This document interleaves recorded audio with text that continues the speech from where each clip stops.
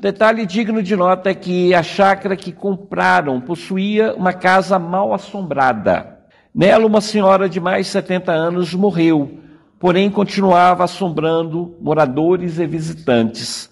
Essa história de casa mal assombrada é uma história comum, porque nós somos seres humanos e quando morremos vamos para o mundo espiritual. Mas nós aqui somos cheios de defeito. Se uma pessoa bebe no mundo espiritual, continua com o mesmo vício, continua com a vontade da bebida. Se uma pessoa ela é boa, ela é religiosa, no mundo espiritual ela continua sendo boa, continua sendo religiosa.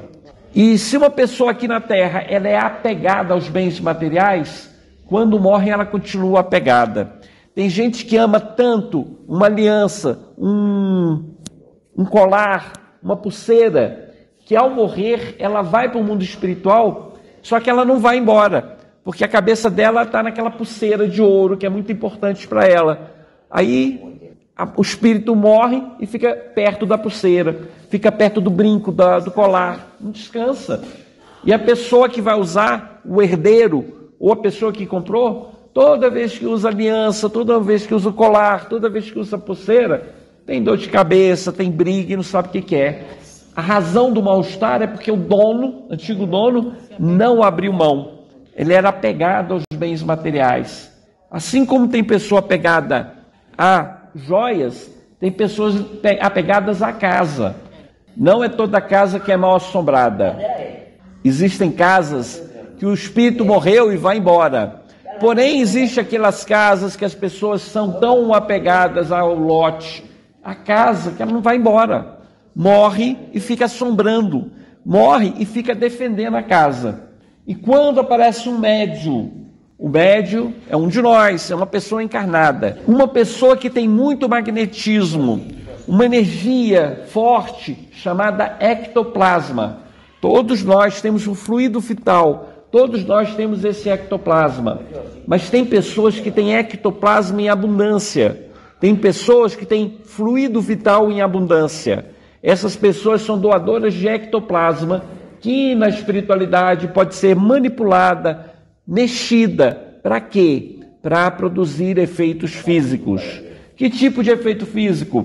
Movimento de objeto, barulho de pancadas, batidas, a voz direta, ouve o nome, né? João, Pedro, a pessoa vai lá procurar, não tem ninguém lá fora, mas a pessoa ouviu o nome.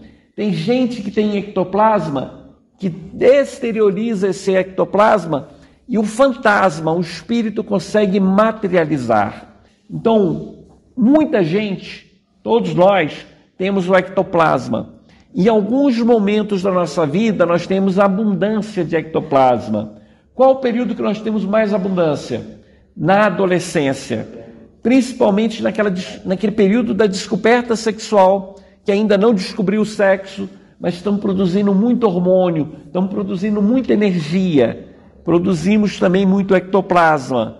Então é normal, em casa que tem adolescente, menino ou menina, de ter efeitos físicos. Nós somos bem sensíveis nessa época de transição e exteriorizamos muita energia, muito fluido vital. Então esta casa aqui, ela era uma chácara, era uma casa que tinha um fantasma. E quando aparecia um médium, a casa se transformava em casa mal-assombrada, com ruídos e aparição de fantasma. Podemos dizer que os relatos da casa mal-assombrada se perdem na noite dos tempos. Em todos os povos, em todos os países, os espíritos se manifestam e demonstram a sua presença. A casa mal-assombrada não é invenção da atualidade. Se a gente for pegar o registro da história, nós vamos encontrar em todo lugar a história da casa mal-assombrada. Antes do Cristo, tem um relato de um filósofo que ele fala que foi morar numa casa mal-assombrada, mas ele só foi morar porque não tinha dinheiro para pagar. Ele tinha muito pouco dinheiro. E porque a casa era mal-assombrada, o dono da propriedade cobrava assim 3 vezes a menos. Então imagina, a casa custava R$90, só que ninguém queria alugar. Aí ele deixava por 30, ele cobrava bem menos de 50%, porque quem morava naquela casa não passava uma semana, fugia. E aí o dono, o proprietário, estipulou, eu quero um calção, uma garantia, eu vou cobrar 3 meses adiantado, vou cobrar baixinho, mas se você for embora, você não recebe de volta o dinheiro. Aí um filósofo foi morar nessa casa mal assombrada. E não deu outra, de madrugada o fantasma foi lá assustar o homem lá.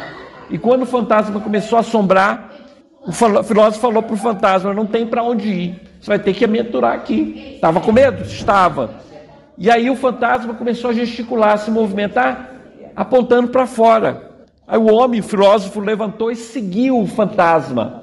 E o fantasma foi até um muturo, onde tinha muita pedra, onde tinha planta, e apontou para o chão.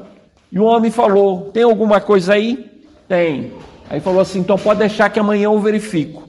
E foi dormir, e o fantasma deixou. Aí no dia seguinte ele chamou uma polícia, um guarda do local, e chamou o proprietário. E apontou para o local e falou: olha, eu vi o fantasma e o fantasma me levou até aqui. Aí foi o guarda, foi ele, e foi o filósofo, o dono da casa, foram cavar. E quando cavaram, acharam o corpo de um homem morto. Então essa história ela está nos anais, nos registros da filosofia. Então um relato verdadeiro. Então histórias de casa mal assombrada, ela vem de muitos anos, de muito tempo. Todo lugar nós encontramos história de casa mal assombrada. Compreendemos que existem espíritos bons que vão para as cidades espirituais e existem espíritos ruins que vão para as trevas ou para regiões umbralinas. Acontece que nem todos os espíritos são tão bons para merecer morar numa cidade evoluída e não tão maus para serem arrastados para zonas infernais. Nesse caso, encontramos inúmeros espíritos ao lado dos encarnados, que convivem com eles e participam de suas atividades e interferem em seus pensamentos.